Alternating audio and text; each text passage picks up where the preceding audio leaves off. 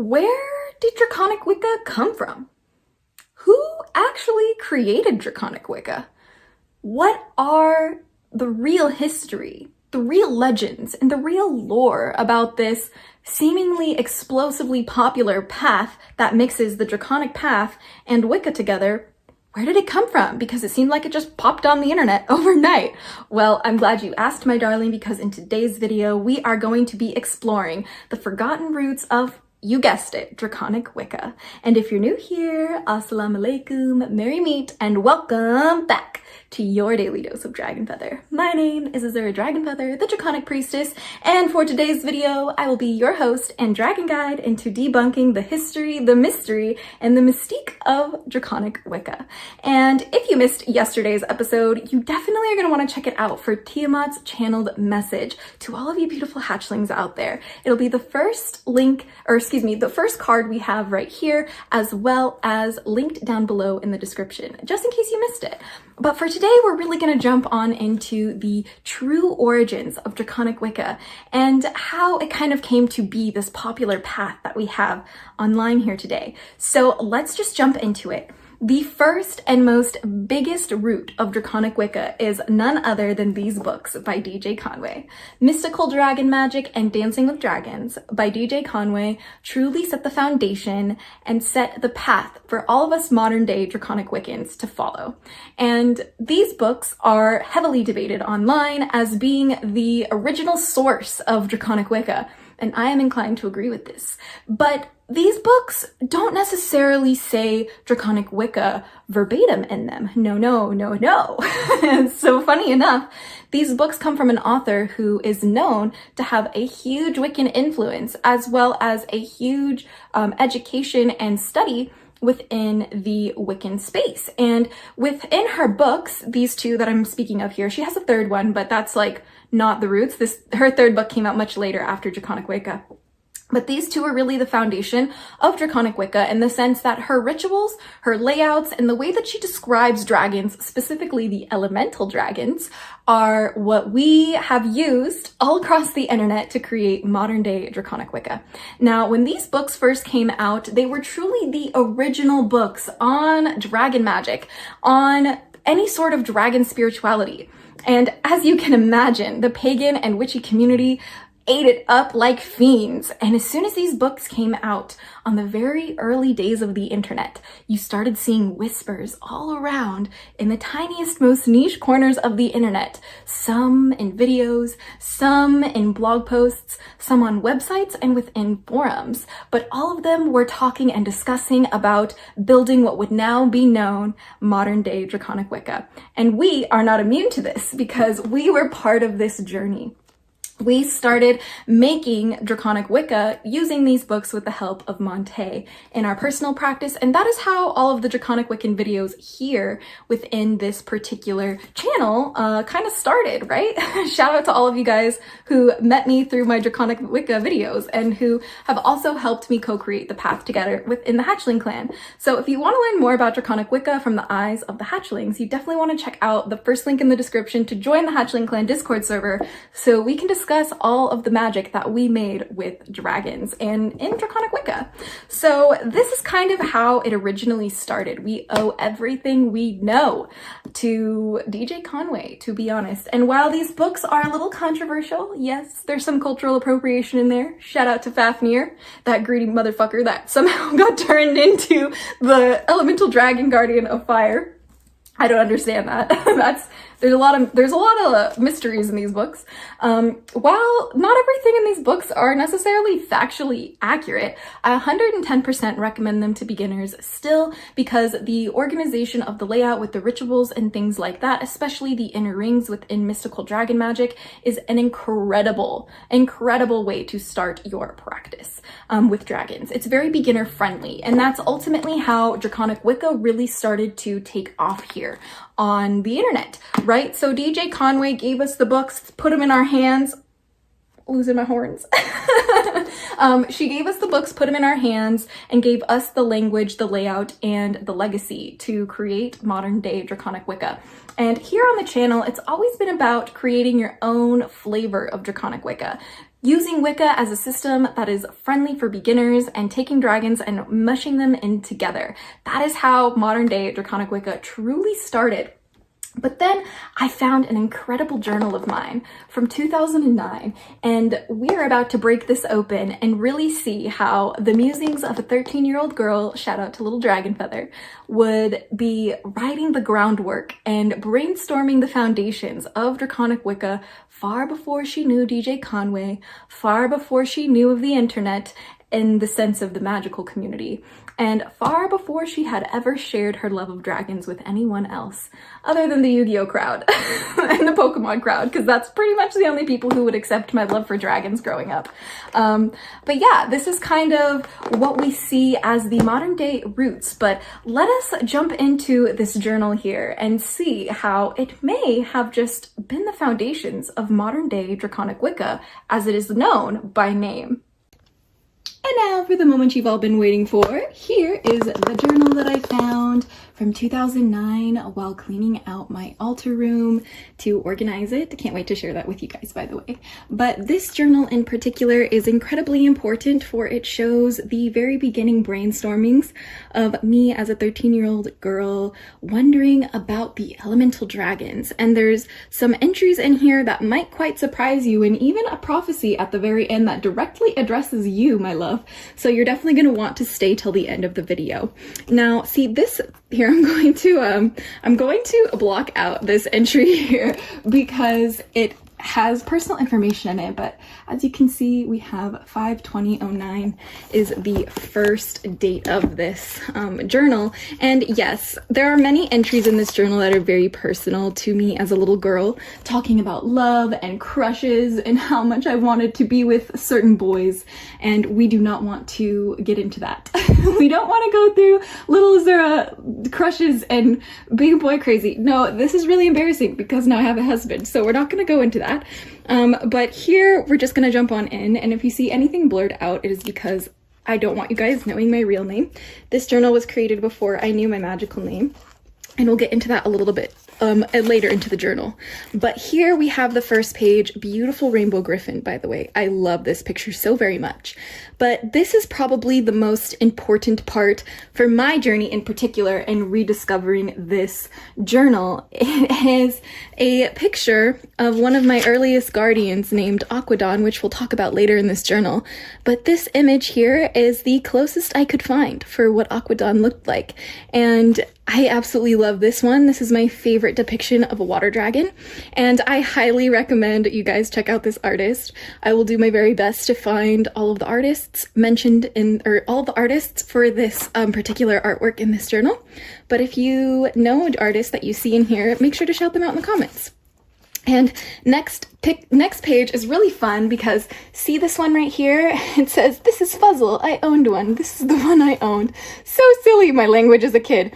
But Fuzzle here looks very much like Montey did when I was a little kiddo. So it's really cool to see a little peek of Montey before I had a name for Montey. Always been present with me in my life and always poking through in many of my journals. But I just think it's so wonderful that it popped into this one too. Now, the rainbow dragon in particular, especially as a little girl, was really important to my practice because remember I was telling you guys about the elemental dragons. Remember this journal and pretty much Draconic Wicca, modern day Draconic Wicca, the way that DJ Conway popularized it with these books here, has a very huge focus on the elemental dragons. That is probably what sets Draconic Wicca apart from any other modern day version of Dragon Magick, is simply because of the elemental dragon focus, right? So here, the rainbow dragon, I write the power of all the elements in one of the most powerful creatures in the world. And here's what it looks like. This says art by Andrea Kopal 03. Beautiful, beautiful, beautiful depiction of a rainbow dragon. And this particular image was huge in my practice growing up. I really resonated with the rainbow dragons and were always very inspired by them, specifically as guardians of all the elements. So that is something that is really important. And another detail that we see here, if you were given one of these dragons, you had to have done something right, or you had met one and befriended it. The thing about this journal that I kind of reiterate over and over again is earning dragons, which is something that is now what we call dragon trials, or what we get when we work really hard with our dragons. That's kind of what a dragon trial is. They put us through tests in life. Some say that life in itself is a dragon trial. I would be inclined to agree. But this is the very early types of evidence that I have, well, at least the earliest that I have in my hands, right? This is from 2009. So it's pretty much talking about how we earn dragons. And now in my practice, and we talk about it a lot in the Hatchling clan, about earning dragons through completing dragon trials. So I think it's really cool that we kind of have a very early kind of like whisper about it here in this book, which is really fascinating to me. Next, we have the Zodiac page, one of my favorite pages, as you guys saw here on the thumbnail. But this is a really magical way for me to connect as a kid, because here, I'll bring it up for you guys to see closely. But all the depiction of the Zodiac Dragons personified or the zodiac signs personified as dragons, I should say, really moved me and was a really easy way for me to connect in particular to dragons and their different elements. And again, this book is very heavy and heavily influenced on the elemental nature of the dragons, which is probably, like I said, the key focus when it comes to Draconic Wicca, apart from just the Wiccan foundation of it, right? It's pretty much like, you know, the elements that we use in Wicca, earth, air, fire, water, and spirit. You know, we personify those as dragons in Draconic Wicca. And this was my very early process of trying to categorize dragons, I would say, and see how they really work, right? It's how they work together, and these different personifications of the dragons, like the zodiac signs as dragons, heavily influenced me as a little girl to connect with the different elements that way, because, you know, each zodiac sign has its own element. But I am an Aquarius, for those of you guys who don't know. So we have a little bit more of these Aquarius stuff, but shout out, it says yet another one of those dragons, more of a bird. Love it. It literally looks like a feathered serpent a little bit, but also you have the bird features with the beak and the talons, but it says dragons of the zodiac on top and it says Aquarius on the bottom, and it's really beautiful. We also have like this wolf, this Aquarian wolf, which is so cool. But these were just my way of connecting with myself as a kid as well. But now we're starting to get into a little bit closer to the Elemental Dragon Guardian pages that are truly the Draconic Wicca focused pages that I wanted to share with you guys. But here we have, you know, more stuff about phoenixes. I was very addicted to phoenixes as a little kid. I still am. We haven't changed here, hence the peacock feathers. You know, some people consider like peacocks like an earth version or like an earth water version of the phoenix, which is like a fire air version. I digress, but we're just going to keep continuing to the next page, which is what I wanted to share with you guys the most, which was the elemental dragons. Now, in DJ Conway's books, she uses the terms dragon ruler and dragon guardian or elemental dragon guardian interchangeably. And they're pretty much kind of the same thing, and what we use to call upon like the four directions or the four corners or the four elements, we would use the elemental dragon guardians instead. And DJ Conway's books, she talks about them as we discussed earlier, Grail, Nalian, Fafnir, and Ceres. And Fafnir, unfortunately, you know, appropriated from Norse mythology. Shout out to you, Mr. Treasure Hoarding greedy dragon, sir. Not the elemental dragon guardian fire. But before these books in 2009, I really was obsessed with the elemental depictions of dragons. Now see, I love how this one in particular doesn't have wings. I've always resonated with earth dragons not having wings, but having four legs, if you will. And then we have the next page, which is the lava dragon and the water ice dragon. I really love how the lava dragon also doesn't have any wings, but it has like this back fin, and I talk about swimming in lava, which is really cool. And if you can see, there's a lot of like facts about like how fast they can run, facts about how they can swim or how fast they can fly, etc. And I'm pretty sure this was inspired by Dungeons and Dragons just a little bit as a kid, which we'll get into at the very end of the book, because remember I said there's a sneak peek and a very special thing at the very end of this journal, so you're definitely going to want to see, because it's going to put all of the journal into context after for a second. But next page, we have one of my favorite pages, which is the Faerie Dragon page, and it's wild to me because even as a little girl, even 13 years old, I was already very much combining fairies and dragons together. And the spelling of this, even though it's incorrect, is probably my favorite part, because I knew from a very early age that the F-A-I-R-Y spelling of fairy didn't quite sit well with my system, or with my heart, if you will.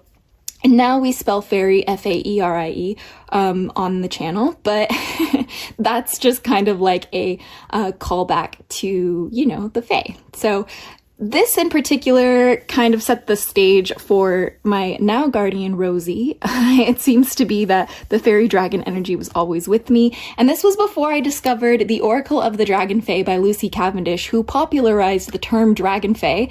And if you want to learn more about Dragon Fae and fairy dragons, don't forget to click my playlist and watch my playlist on the Dragon Fae and fairy dragons if you would like to learn more about the wonderful fairy dragons. But to finish this section off, we also have the light dragon here, and we also have the night dragon, which kind of represent light and darkness, if you will.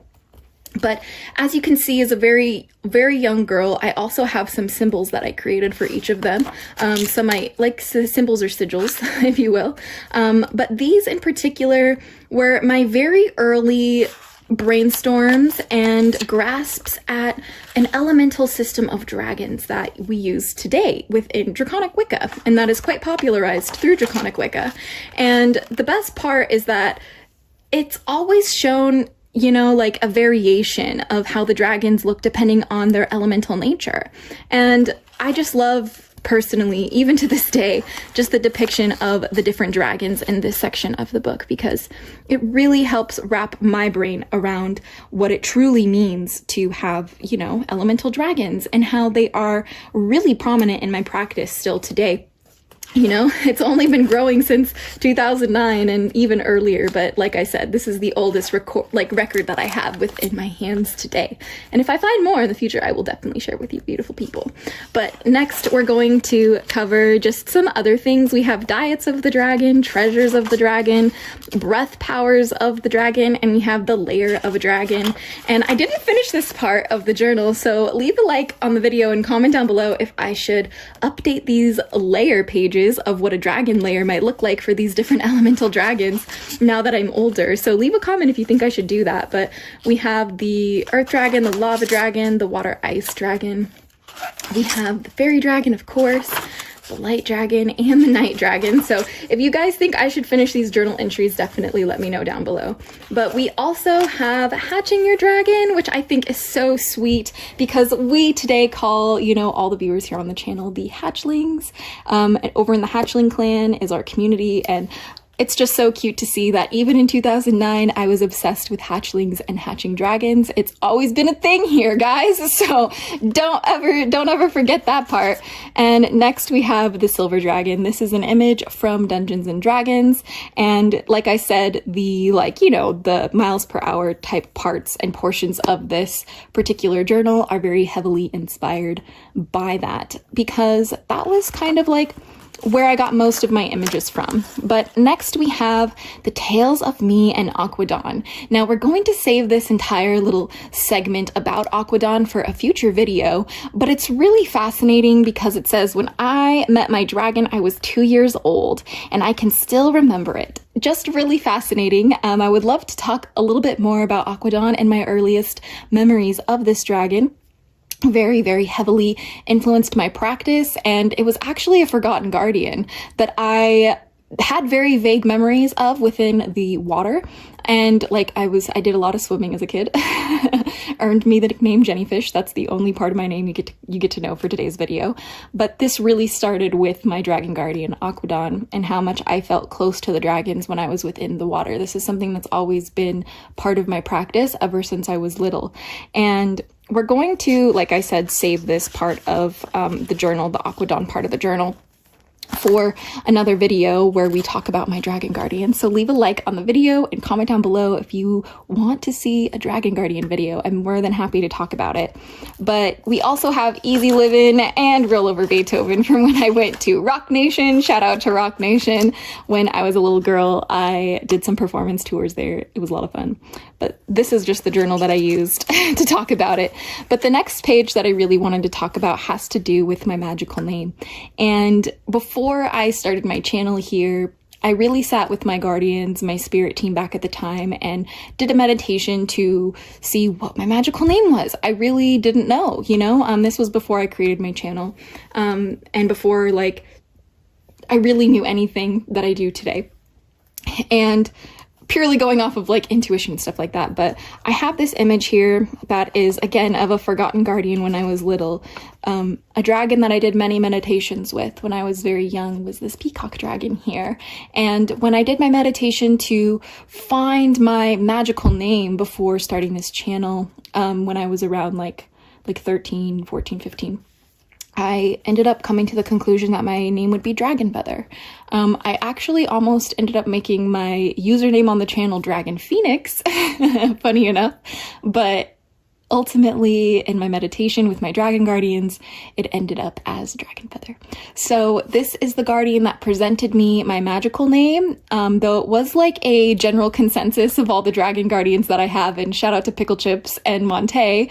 They said that they were there for this decision too, but this is the dragon guardian, like I said, that kind of delivered the unanimous decision that my magical name would be DragonFaether. So I think that's a really fun entry there. Next, we have some more personal entries that I just personally don't want to share with you guys. But then we're going to get into the part that you've all been waiting for, and that is the back of the journal. And so the back of the journal kind of has an amazing, almost prophetic message to it, and we're gonna talk about it right now. And please excuse the blurriness at the bottom. I don't want you guys seeing my full name, but it does have a date on here, 6/17/09, for this particular entry, and it reads as follows: "These are just pictures and stories I made up. The journal entries are real. They are the ones with dates. This is something that I did in my free time to not become bored. I hope you enjoy all of the time and effort I put into making this book. If you are in the future, please let my work be of help to you and everything you people do." This is such a beautiful, beautiful journal. So full circle moment of just how dragons have always been an influential part of my practice, how I've always been obsessed with the elemental dragons, and shout out to my little dragon seahorse here too. We love this one so much.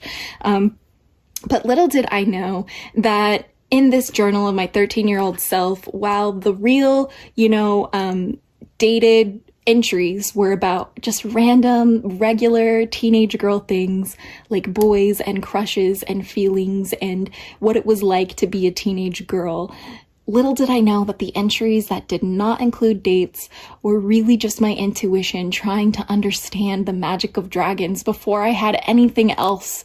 I always had it within my heart, and it was so compelling within my personal practice that I had to write it down. I had to make some sort of artistic creation in order to feel like myself and in order to get it off my chest, right? Because I just didn't know. I just didn't know anything but what my heart was telling me. And it seems my subconscious mind was always at work stitching together the elemental dragon guardians, understanding how to earn dragons, finding awe and inspiration in them, and even as young as 2 years old, connecting with them. And that is the absolute amazing journal that I found that kind of echoes the very beginning of Draconic Wicca. But we do have to say that the ultimate part of Draconic Wicca was always these books here. And many people would like to tell you that these books are Draconic Wiccan books. And while Draconic Wicca wasn't mentioned by name in these books, the author DJ Conway has heavy Wiccan influences and was a Wiccan herself and has many books about it and types of spirituality around that. And her books are very influenced by a Wiccan structure and Wiccan ritual and Wiccan types of systems, if you will, which is why these books get so often considered or conflated with Draconic Wicca. And I would be willing to agree with this. These books were genuinely the birthplace of Draconic Wicca. And when these books came out, you started hearing whispers all around the internet, from blogs to videos to communities and forums, all talking about the musings of Draconic Wicca. And we took these books, and we took my journal that I mentioned, that I just showed you, this journal. And these books by DJ Conway really confirmed for me what I already knew as a kid here.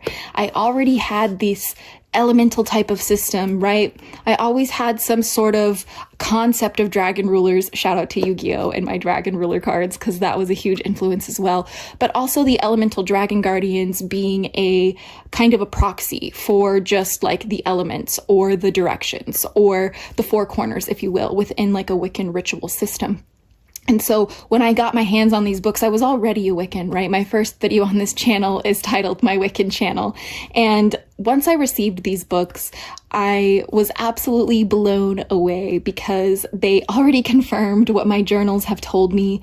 They already confirmed that I wasn't crazy, that yes, Dragon Magick was real, and you could work with them, and you can honor them, and you can connect with them. And so with the help of my dragon guardians, especially Montey, shout out to Montey, we took these books and we took the dragons and we plugged them into our, practice of Wicca, and we made our Draconic Wiccan videos here on the channel. And that is what truly started the online digital movement of Dragon Magick and Draconic Wicca, because back then it just wasn't really popular. It was really just kind of in the absolute corners of the earth. And if it wasn't for you beautiful hatchlings out there who also watched my videos on Draconic Wicca, my earliest ones, and taking dragons and putting them into your Draconic Wiccan practices too, helping me co-create this is absolutely a practice that we created together, my dear hatchlings. And you should be so proud of yourself, especially if you've been here for, the long haul with this channel, because this practice has changed so many people's lives and has absolutely changed my life so very much. And I need you guys to all understand that if it wasn't for these books by DJ Conway, Dragon Magick and Draconic Wicca would be nothing the way that it is today. She really set the scene for us, and we really do owe DJ Conway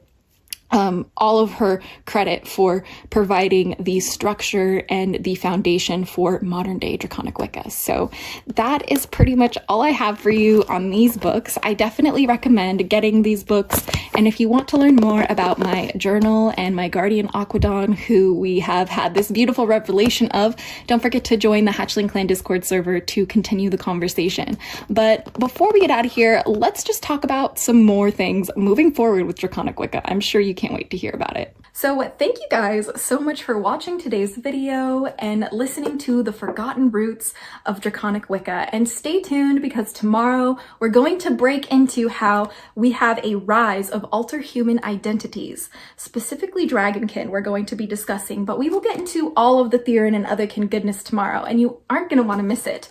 But I highly encourage you to get these books if you have not already, if you want to learn about the organization of Dragon Magick within a very Wiccan friendly system. This is a great way to start if you are a beginner. Just make sure with any other resource that you're using and referencing to double check and fact check everything you learn about in these books, because back when, DJ Conway was producing her books, may she rest in paradise. We miss you so much, DJ. But when she was writing these books, she was under contractual obligation by Lillowin, the printing company that these are from, and unfortunately was required to put some things in here that aren't exactly factually accurate, like we get the most common debated problem, which is, is Fafnir being culturally appropriated in these books. So please use your discernment when reading them. And if you have any questions about parts of these books that may or may not be real, please jump into the Hatchling Clan Discord server. It's the first link down below for you to get any help that you need. We love dragons over there. We love discussing dragons and everything Dragon Magick and Draconic Wicca related. We even have a Draconic Wicca chat room over there, classroom, set up like a classroom for you to learn about everything. And I will say, leave a comment about what your favorite part of this journal was down below. I must say the revelation of Aquadon, a forgotten dragon guardian of mine, and the revelation of the Peacock dragon, another forgotten dragon guardian of mine, was my favorite part of this book, because I work with so many dragons, and I have throughout my whole life, that if I didn't write them down, I would genuinely forget. So leave a like if you would love to see a new video about Aquadon and meeting my dragon guardians, because that would be a really fun one to break into. But thank you guys so much for tuning in today. I loved sharing with you guys the forgotten roots of Draconic Wicca. To learn more about Draconic Wicca, don't forget to check out my Draconic Wicca playlist that I have been creating content for over 13 years, and I cannot wait to hear what you guys think about Draconic Wicca in the description down below, or in the comment section down below. But anyway, may you have the most beautiful, blessed, magical day ever. But until next time, stay geeky, cheeky, and freaky! Little hatchlings! Okay, my beautiful humans, please take care of yourselves. I'll see you in the Hatchling Clan Discord server. But Kadafis, blessed be. Amen. We'll see you back next time for your